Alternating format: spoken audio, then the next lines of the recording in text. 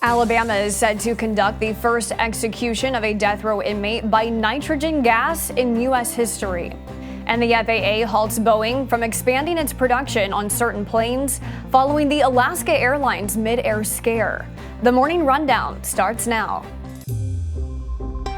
From the Straight Arrow News Studio, bringing the stories that matter to you from across the United States and around the world. This is the Morning Rundown.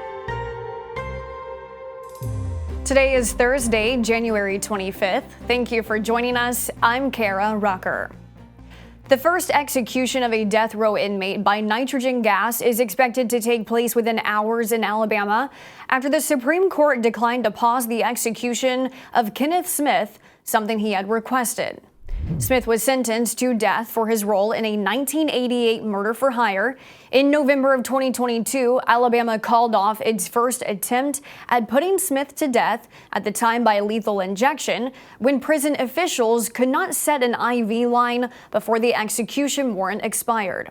Smith's legal team was looking for more time to argue that the state trying to execute him for a second time would be unconstitutional, falling under the category of cruel and unusual punishment. An appeals court also declined to halt the execution. Execution by nitrogen gas is only approved in 3 states: Alabama, Oklahoma, and Mississippi. But Alabama is the only state to outline its protocol so far, saying it will use a mask to deliver the nitrogen. Critics of the new method include the United Nations, whose Human Rights Office says it could amount to torture under international human rights law.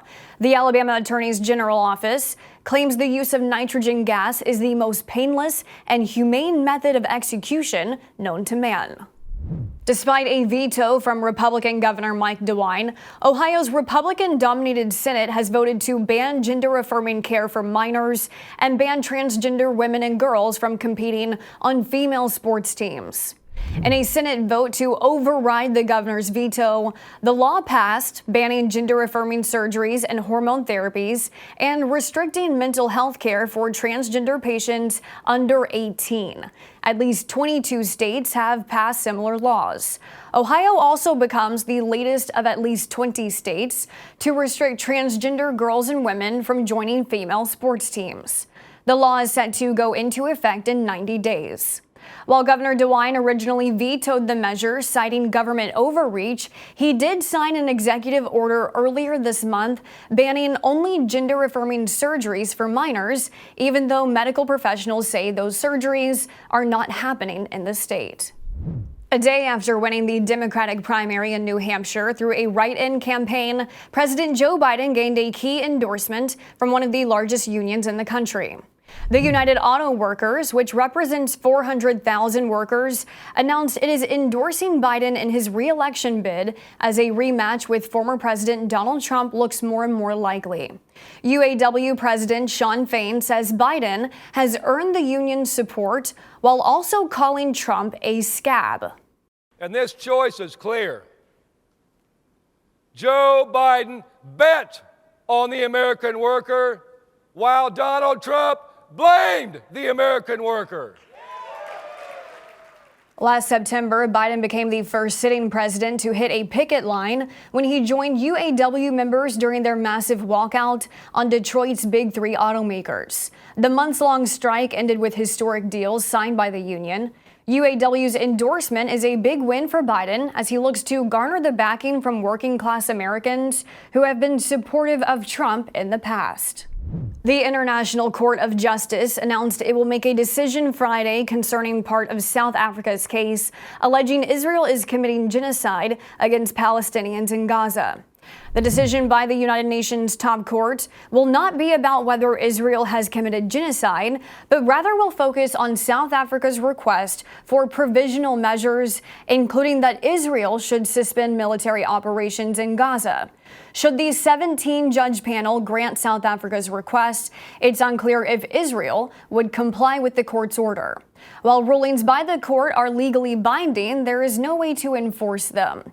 Israel has called the genocide allegations grossly distorted, saying the country has a right to defend itself. The U.S. agrees with Israel. The United States has called South Africa's case meritless.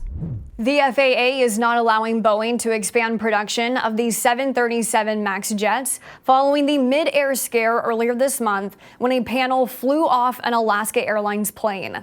The FAA says that the halt in production is needed to ensure accountability by Boeing, adding that it will not agree to any requests for expansion until Boeing resolves quality control issues. The FAA also says each of the 171 grounded planes must face detailed inspections of dozens of components, including bolts, guide tracks, and fasteners, before they can return to service. Boeing says it will work with the airlines to complete these inspections. Finally this morning, after nearly a decade away, Jon Stewart is returning to the desk at The Daily Show, but there's a catch.